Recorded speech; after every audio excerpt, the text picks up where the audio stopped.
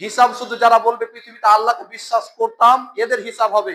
এটা করেছিলি কেন, এটা খেয়েছিস কেন, সেটা করেছিলি কেন, সেটা খেয়েছিলি কেন, সমস্ত রকমের হিসাব শুধু মুসলমানের কাছে নেবেন, মোদির কাছে নেবেন না। কেন? মোদি বিনা হিসাবে বিনা বিচারে জাহান্নামী, অমিত শাহ বিনা হিসাবে বিনা বিচারে জাহান্নামী, মমতা ব্যানার্জি বিনা হিসাবে বিনা বিচারে জাহান্নামী, সমস্ত মন্দিরের পুরোহিত বিনা হিসাবে বিনা বিচারে জাহান্নামে।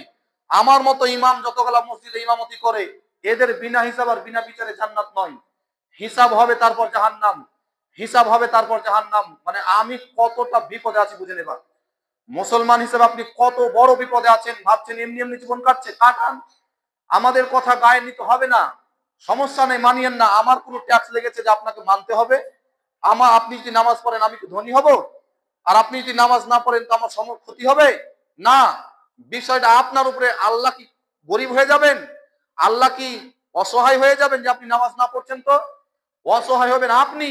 আর সলাতু নূরুন ওয়া সাদাকাতু বুরহান ওয়া সবরু দিয়া। নামাজ হলো আলো। কবরে কবরকে আলোকিত করতে পারে, তার নাম নামাজ। আখিরাতের মাঠ ঘোর অন্ধকার আলোকিত করতে পারে নামাজ। ধৈর্য হলো জিয়া, প্রদীপ, আলো।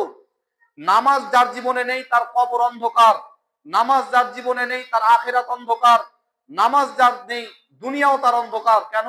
বিভিন্ন রকম মুসিবত আসবে, পৃথিবীতে বিপদ আসবে। দুই, রোজা।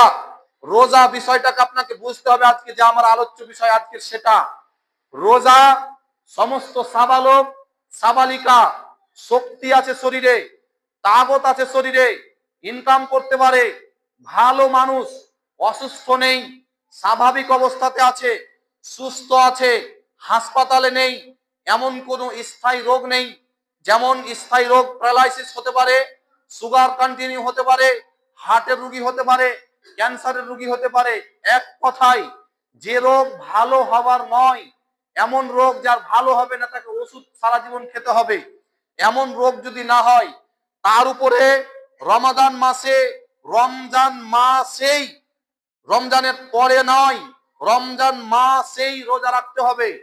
সুস্থ মানুষকে, পুরুষ হতে পারে, নারী হতে পারে, ছেলে হতে পারে, মেয়ে হতে পারে, অসুস্থতা নয়, অত্যন্ত বয়স্ক নয়, যেমন 70 বছর, 75 বছর, 80 বছরের বুড়া নয়, 70, 80, 85 বছরের বুড়ি নয়, ওই সমস্ত ব্যক্তিদের উপরে রোজা ফরজ। এমনকি রমজান মাসেই রাখতে হবে, একটা ছাড়া যাবে না।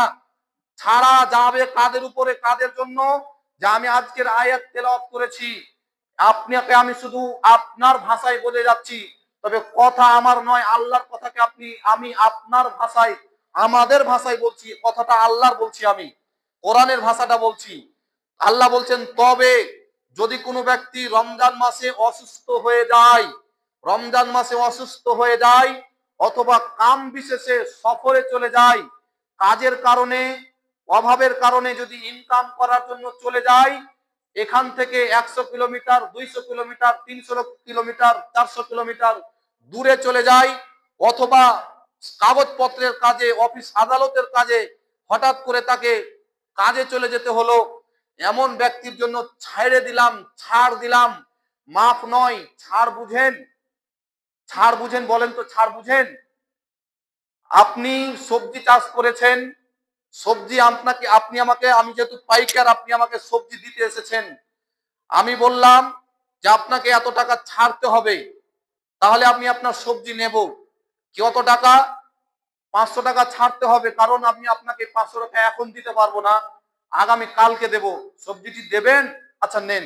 এটাকে ছাড় বলা হয়। কি বলা হয়? এটাকে ছাড়। মানে আমি একদিন পরে দিতে রাজি হলাম।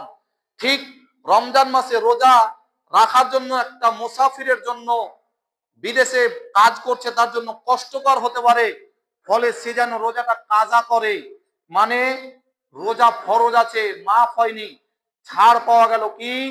যখন সে কাজ থেকে বাড়ি আসবে, অথবা অসুস্থ থেকে যখন সুস্থ হবে, সুস্থ হওয়ার পরে পরে যে রোজা কটা তার ছুটে গেছে, বিদেশে থাকার কারণে তার ছুটে গেছে, ওই রোজা কটা যেন সে রেখে নেই। ফাইদ্দাতুম মিন আইয়ামিন উখার, গুনে গুনে 5টা রোজা ছুটে গেছে রাখতে হবে, একটা রোজা ছুটে গেছে রাখতে হবে।